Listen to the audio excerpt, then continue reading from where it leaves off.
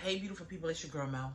I'm coming to you real quick because I have a morning video that I want to do that's extremely important. It's very early in the morning, but this is important.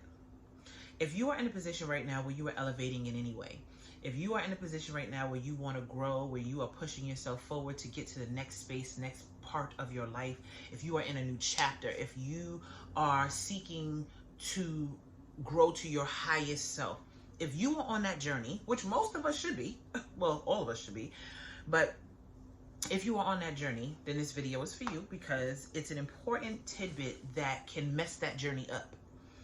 So, we're going to call what I'm about to talk about, the title is Energy Vampires. We've probably heard the term through social media before, and the only reason why I'm not using another term is because I think that's really the best description of it. I want to preface this by saying that anybody who is operating as an energy vampire usually does not realize that they are doing it. So just to give you a little food for thought, just to give you a little perspective, don't get so angry or offended or bothered by the people who are operating this way. However, you do need to do something about it. Why you need to do something about it? People don't understand the importance of putting energy vampires in their proper place.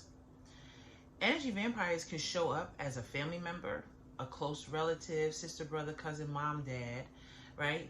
Your child. It can show up as a best friend. It can show up as a boyfriend or a girlfriend, husband or wife. They show up in different forms, but the behavior is the same. And that behavior is usually, you notice it. The way you notice it is if you spending enough time with this person and you realize that every time you're with this person, you don't get enough work done. You don't keep your focus. And then when you're no longer in their presence, you feel completely drained. That's how you know that you were just in the presence of an energy vampire, right? When every time you interact with them, every time you have conversation with them, every time you are around them in any way, via, a phone or in person, you find yourself feeling depleted, feeling drained, feeling exhausted and tired all of a sudden. When you know that that's not your normal state, if you're a self-aware enough person, you're like, wait a minute, this is not my normal state. Why do I feel like this? If you've experienced that, then yes, you've been around an energy vampire, and this is what you have to do. One, you have to acknowledge it. That's usually the hardest part because usually the energy vampire shows up in a person that you love, person that you care about, person that you don't want to hurt in any way, right? You don't want to offend them. But I'm going to tell you something. If you understand what it takes to elevate, to rise to the highest version of yourself in a minimal amount of time. Why do I say that? Because a lot of people think that they have all day, every day. A lot of people tend to behave as if they have every year to get to where they want to go. You don't know if you have tomorrow, okay? My mentor says something that I think is so important. You need intentionality, ingenuity, and intensity. He always teaches from a place of understanding what is required. If you want to get to where you say you want to go in a timely fashion, then you have to have the momentum, the law of momentum in motion in your life. You have to have intensity because just like a rocket trying to take off, right?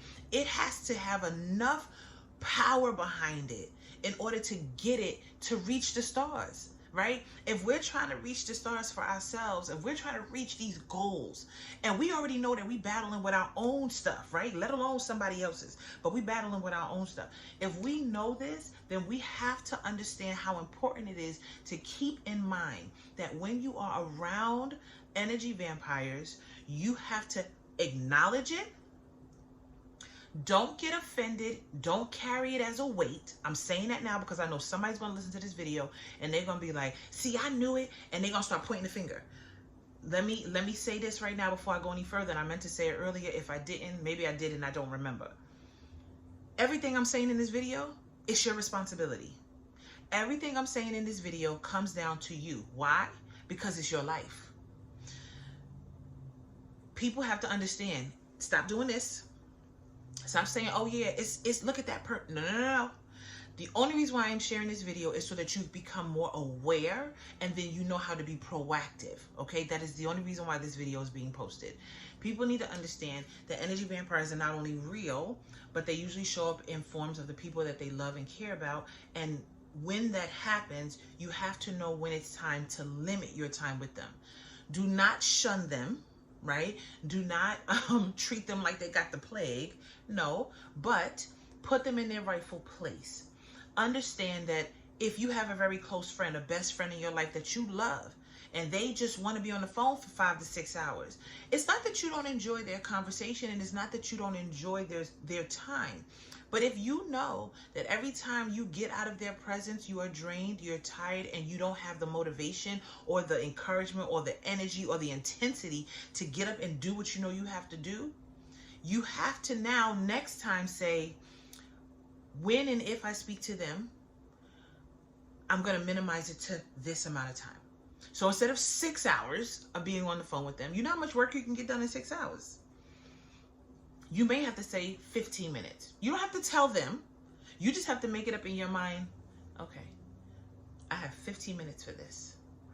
And if I'm honest, 15 minutes is generous. Okay? And I'm telling you that because when you are in the stages of growing, elevating, and moving forward in life, when you are in the stages of building anything, you cannot allow for yourself to be so distracted and pulled away, drained and depleted, because you need every ounce of energy you have.